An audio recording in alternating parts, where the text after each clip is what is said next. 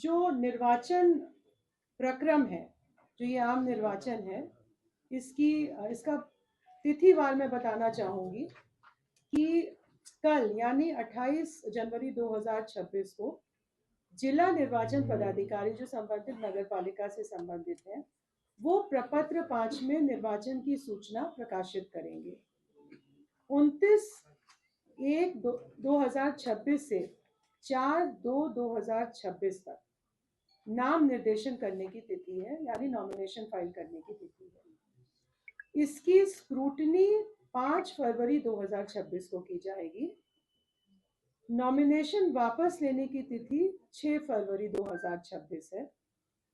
निर्वाचन प्रतीक आवंटन की तिथि 7 फरवरी है। सिंबल अलॉटमेंट 7 फरवरी को किया जाएगा।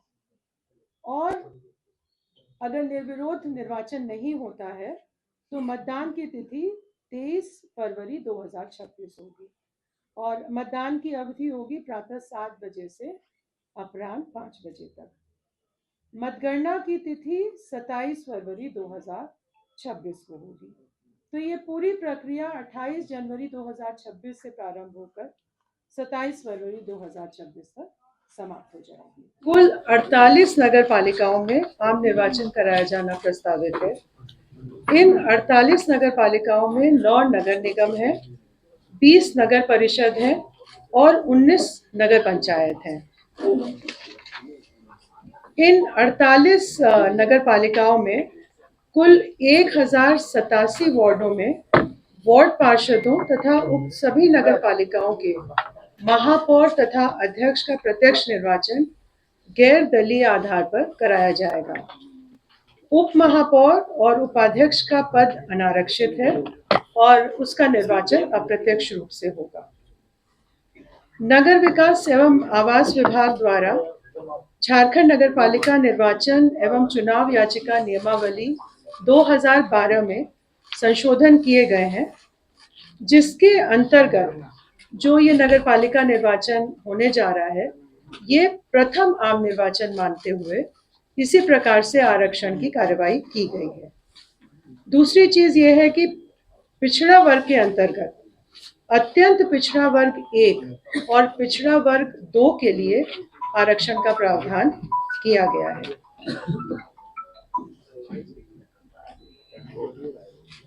जहां तक मतदाता सूची का प्रश्न है, भारत निर्वाचन आयोग द्वारा 1 अक्टूबर 2024 को एलिजिबिलिटी डेट मानते हुए जो विधानसभा निर्वाचन क्षेत्र के लिए मतदाता सूची तैयार की गई है, उसी को ही आयोग द्वारा वार्ड वार विखंडित किया गया है, उसका डिसइंटीग्रेशन किया गया है।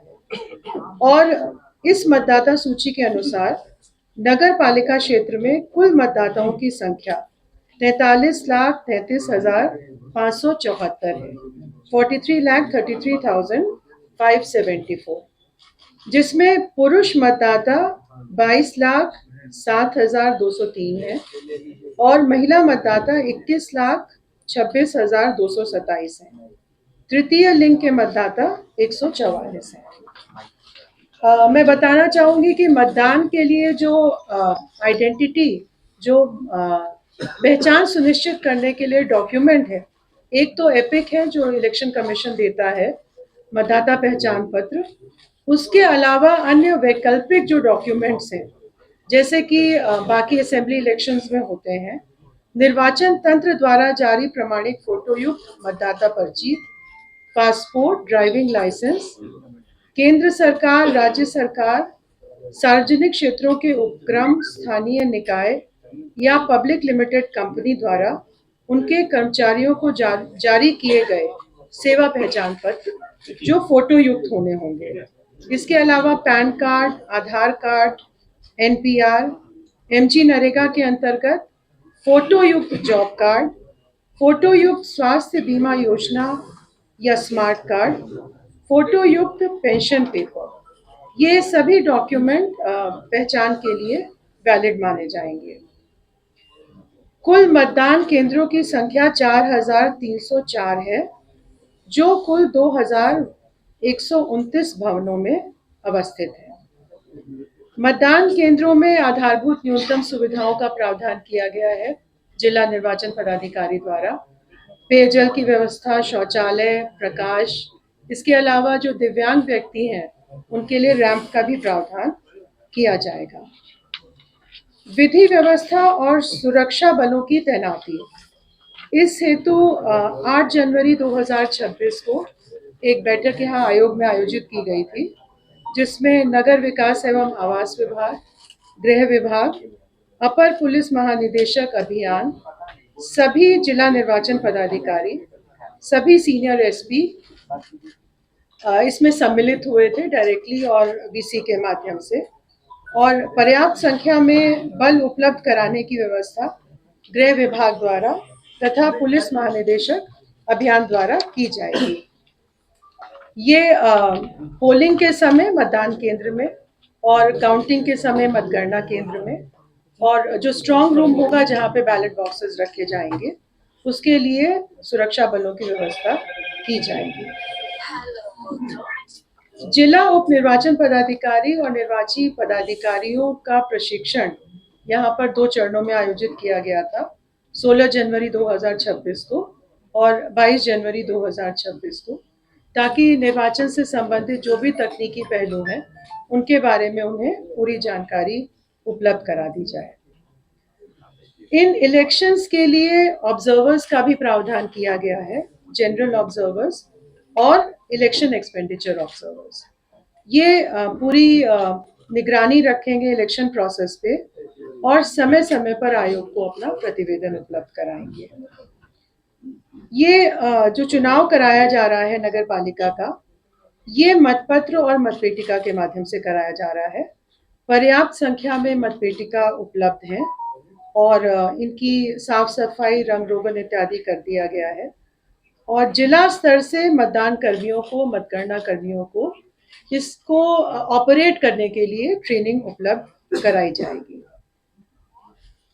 जो भी पदाधिकारी, कर्मचारी इलेक्शन प्रोसेस में शामिल हैं, वे पूर्ण रूप से निष्पक्ष और निर्भीक होकर चुनाव का कार्य कराएं, इसके लिए दिशा निर्देश जारी किए गए हैं, और इसमें किसी प्रकार की अगर कमी होती है या किसी प्रकार का कदाचार होता है तो आयोग द्वारा इसमें कार्रवाई की जाएगी।